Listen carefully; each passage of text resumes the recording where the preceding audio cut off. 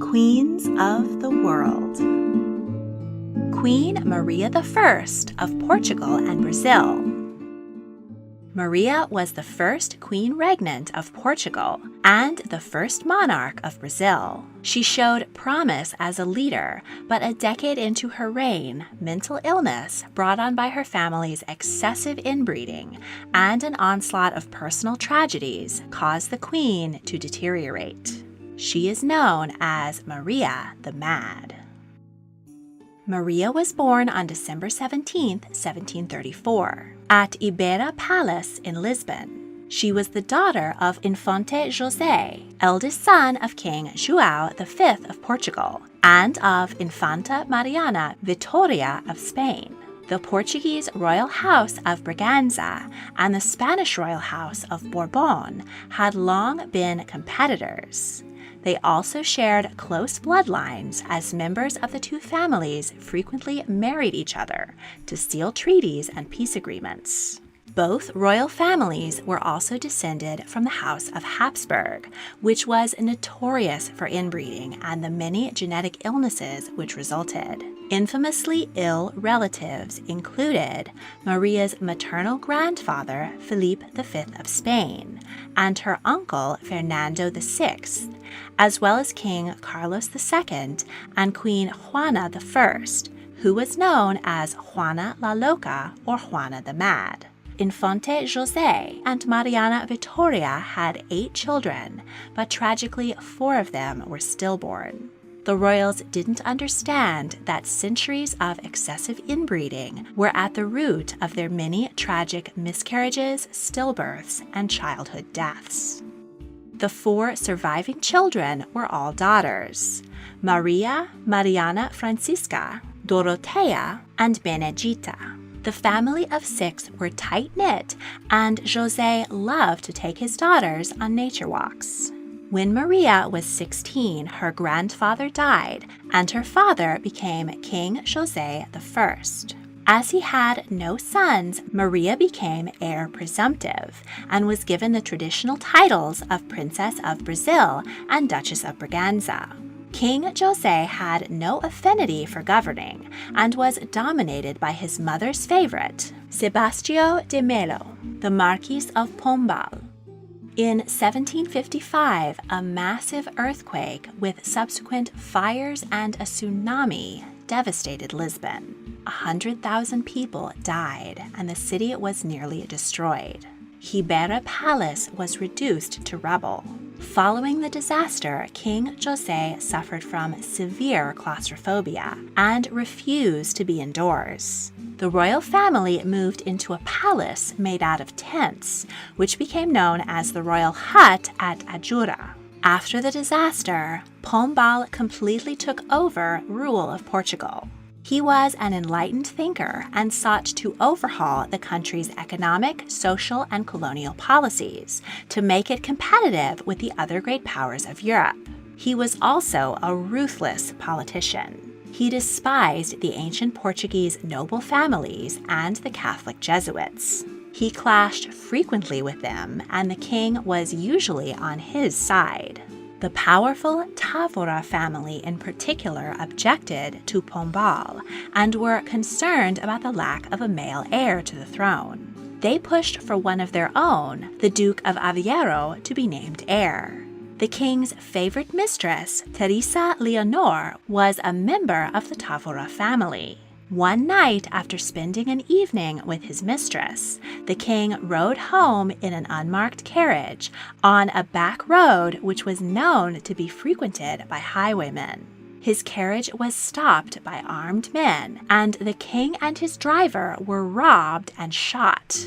Both were badly wounded, but made it back to the royal tents and recovered. Pombal moved quickly and accused his greatest enemies, the Távora family, of attempted regicide. 2 Távoras were arrested, and under torture they confessed and were hanged. Over the following weeks, the entire Távora family, including women and children, were arrested and imprisoned. All were found guilty of high treason and sentenced to death. Princess Maria and her mother, Queen Mariana, pled with the king and Pombal and secured the release of the women and children. But Marchioness Leonor and all the adult male members of the Tavora family were publicly tortured and executed in front of the king and the horrified and bewildered court, who were their peers and kin. Their palace in Lisbon was destroyed and its soil salted, their name erased from the peerage, and their coat of arms outlawed. Their bodies were burned and their ashes were thrown into the Tagus River. In the alley in Lisbon, where the Tavora family met their tragic ends, a monument of shame stands. Its inscription reads that nothing may be built on the land for all time, and the monument has become a public urinal. Pombal wasn't done there. He burned the Tavora's family priest at the stake and expelled all Jesuits from Portugal and its colonies. Historians continue to debate whether the Tavora family had anything to do with the attempt on the king's life, if it was a plot by Pombal to eliminate his biggest rivals and intimidate the rest of the noble families, or if it was simply a random attack by highwaymen. According to Portuguese law, royal princesses were required to renounce their claim to the throne when they married a foreign prince. So, as heir to the throne, Maria could not marry a foreign prince. Naturally, she couldn't marry anyone who was less than royal. This left Maria with a very limited number of suitors. The only Portuguese man who was highborn enough to qualify was the Duke of Bragança. But her father and Pombal feared that his powerful family would try to take the throne. This left Maria with only one option: to marry a member of her own immediate family. At the age of 25, she wed her uncle, her father's younger brother, Pedro, who was 42. Shortly after her wedding, Maria made a vow before an image of the Sacred Heart of Jesus to build a church if she was given the grace to bear a child that would assure the succession of the House of Bragança. Despite the age gap, she and her husband got along well. They shared a deep religious devotion, and together they enjoyed expanding and decorating Pedro's summer retreat, the Palace of Queluz. The palace is considered a masterpiece of Rococo architecture, and Maria was granted the grace to bear children. She had 7: José, João, who was stillborn, João Francisco, who died at 1 month old, another João, Mariana Vitoria, Maria Clementina, who died at 2, and Maria Isabel, who died at 1. Only 3 of Maria's children reached adulthood: José, João, and Mariana Vitoria. In 1777, King José died, and Maria became the first undisputed queen regnant of Portugal. Maria's first act as queen was to banish Pombal and to set free many of his political prisoners. Her husband became her co-regent, King Pedro III. But legally, Maria held the power, which was fine with Pedro, who preferred to spend his time hunting and in religious observance. Courtiers noted that he was too naive and dense to be a good ruler anyway.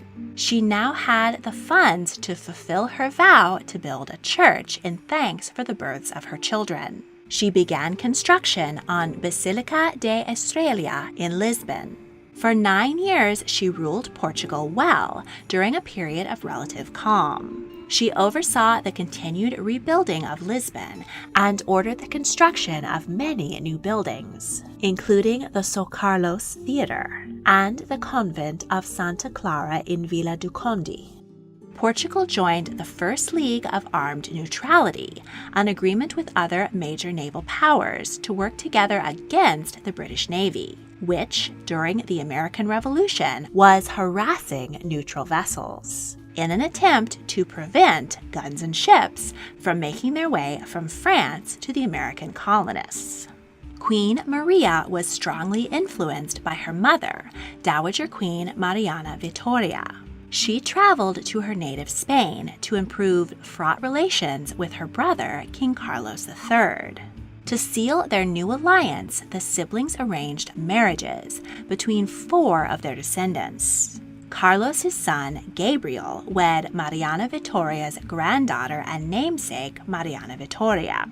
And Carlos's granddaughter, Carlotta, married Mariana Victoria's grandson, João. Queen Maria was skeptical about the match for her son and sent her ambassadors to publicly examine Infanta Carlotta in front of the entire Spanish court. The 10-year-old princess was not beautiful and was afflicted with that most famous genetic condition of her highly inbred family, the Habsburg jaw. But she answered the ambassadors' many questions with flying colors and proved herself to be intelligent, talented, and an acceptable bride for Queen Maria's son.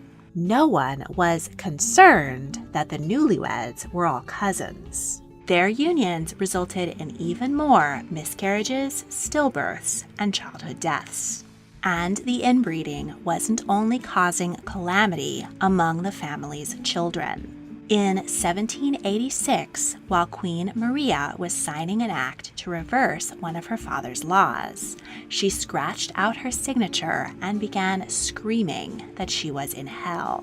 She entered a state of delirium and had to be carried back to her apartments. This was the first sign her courtiers had of her instability. Her mental decline was then exacerbated by a barrage of family tragedies. Later that year, her husband, Pedro, died at the age of 60. The queen was devastated and banned all music and entertainment from court. She became manically, fervently religious, and state festivals began to resemble Catholic masses. She was known from then on as Maria the Pious.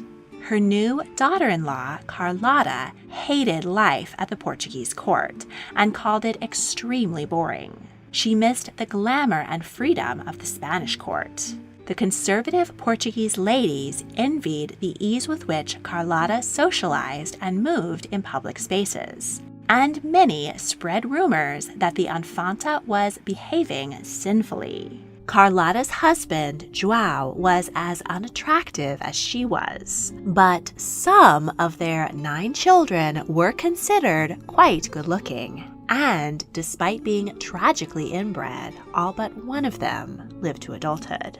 There were rumors that Carlotta conducted secret orgies at her private retreat, and perhaps more believably, that her children were not fathered by Prince João.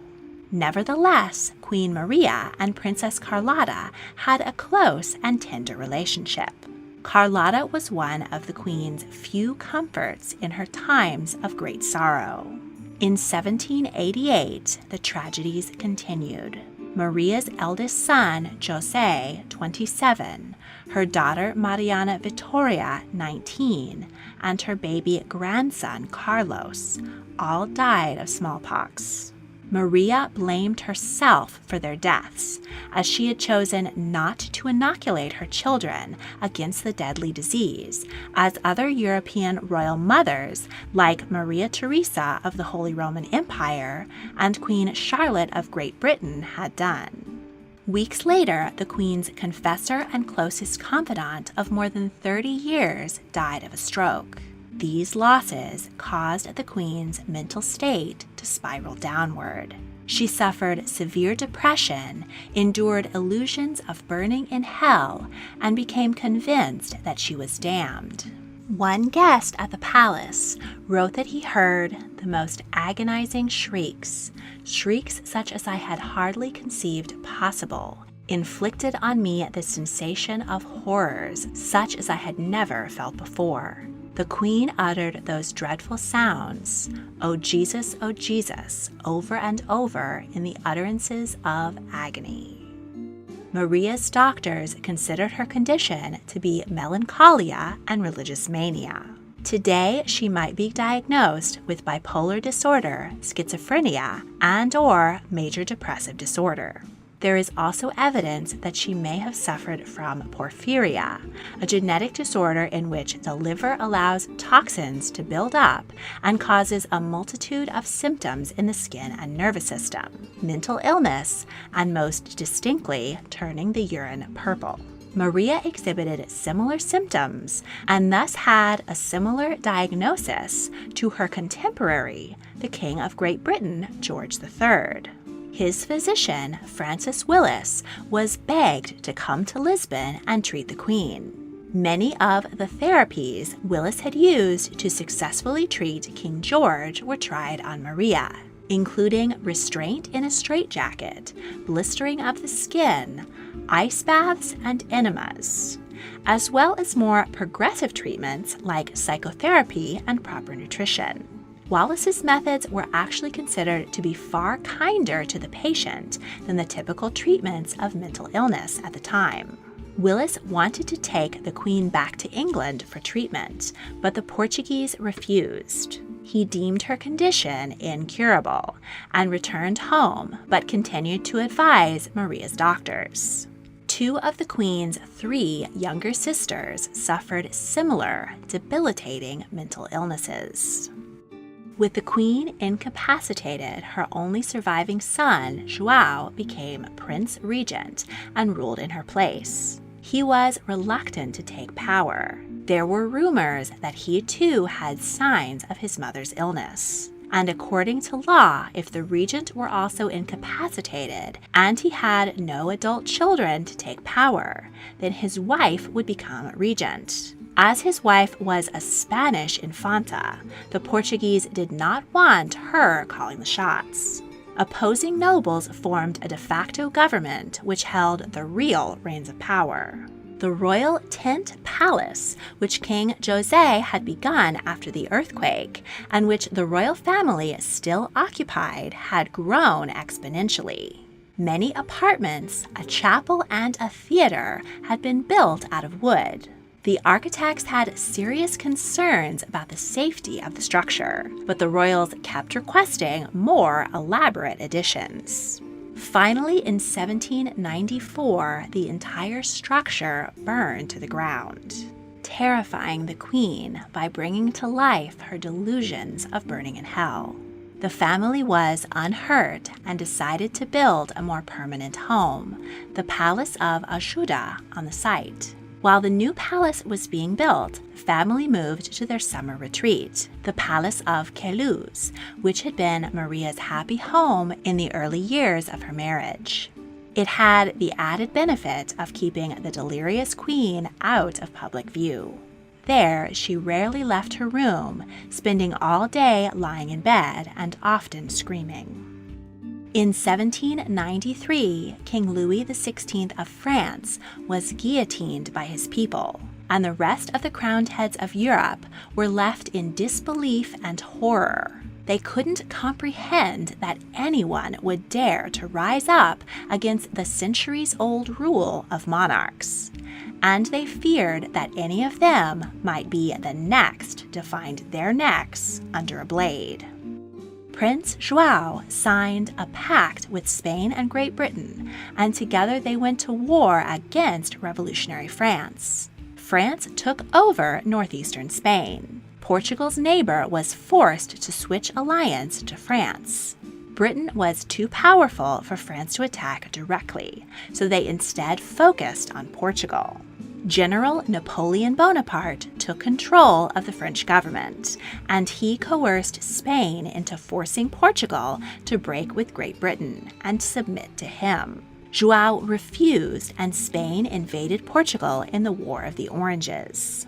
João's own wife turned against him. She sided with her native Spain and tried to depose her husband and take power for herself. But her intrigue failed and she was placed under house arrest. The regent was forced to cede half of the Portuguese colony of Guyana to France. But still, Portugal refused to join France in an alliance against Britain. So Napoleon decided to stop messing around and invade Portugal himself. He planned to split the country into 3 new kingdoms, give the northern third to an Italian ally, the southern third to the Prime Minister of Spain, and keep the central third for himself. At the urging of the British government, the entire Braganza royal family fled the country. But rather than live as impoverished guests of the British royals, they decided to go to a place where they could remain rulers, their largest and most lucrative colony, Brazil. Moving the mentally ill queen from her home proved a difficult undertaking. Maria was terrified that she would be attacked and robbed, much like her father had been, on the carriage ride to the docks. The crowds that came out to see the royals off were horrified to hear the queen screaming throughout the journey. The family crossed the Atlantic and arrived in Brazil in 1808. It was not an easy crossing. The ship carrying the women of the court, including Queen Maria and Princess Carlotta, experienced an outbreak of lice. Everyone on board had to shave their heads and bodies and cover themselves in pig fat to stave off the disease-riddled insects. When they arrived in Rio de Janeiro, the ladies improvised turbans to conceal their baldness. The women of Brazil, assuming that this was the height of European fashion, quickly made the turban a hot new look.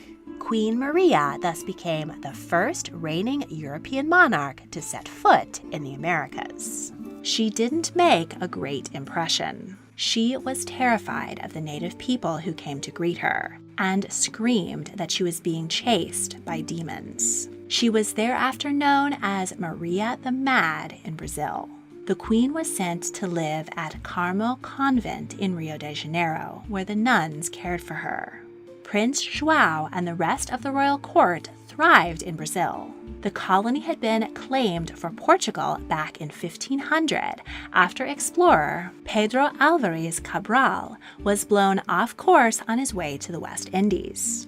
Brazil wood and then sugarcane yielded great wealth to the Portuguese.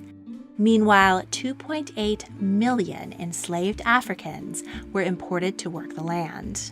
In the 1690s, gold was discovered, and the ensuing gold rush attracted thousands of Portuguese settlers who built thriving westernized cities and pushed the native population even further into the Amazon rainforest.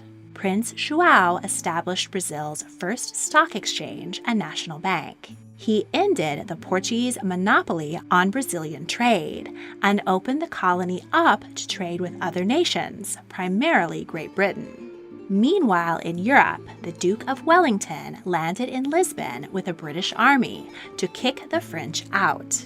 He finally defeated Napoleon at the Battle of Waterloo in 1815. With Portugal no longer under French control, the court demanded that Queen Maria and Prince Regent João return to Lisbon, deeming it unfit for the head of an ancient European monarchy to reside in a colony. But João preferred life in Brazil and didn't want to go back home. In order to justify staying, João elevated Brazil to a constituent country of the United Kingdom of Portugal, Brazil, and the Algarves.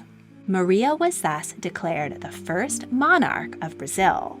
She was far too gone in her mental illness to comprehend her new queenship. Maria died a few months later at the age of 81. Her son João was declared King of Portugal, Brazil, and the Algarves. He sent his mother's body home to Lisbon to be interred in the mausoleum in the Basilica de Estrela, which she had founded in her early reign. The Portuguese Parliament continued to demand that the royals return to Lisbon, and they threatened to diminish Brazil back to a mere colony and dismantle all the royal agencies they had established there if they did not. The king had no choice but to return and bid Brazil farewell. But he left his son and heir, Prince Pedro, behind. After repeated demands that Pedro also return to Portugal and his father's encouragement to resist, he declared Brazil an independent nation in 1822. He was proclaimed Pedro I, Emperor of Brazil. A war for independence ensued, which Brazil won in 1825. Queen Maria is a revered figure in both Portugal and Brazil. In Portugal, she is celebrated as a strong female figure and remembered for the handful of years during which she was a competent and promising leader. In Brazil, she is admired for the many institutions which were founded in her name and for the key role she played in the country's eventual independence. She and the other Portuguese monarchs are also controversial for their roles in the slave trade and the subjugation of indigenous people in their many colonies. Though the last 3 of her 8 decades were marred by mental illness, Queen Maria I of Portugal and Brazil lived a fascinating and dynamic life. If you enjoyed this video, please like, subscribe, comment your thoughts, and check out my other royal history videos. If you really want to help, please consider supporting me on Patreon. A link is in the description. Thank you for watching.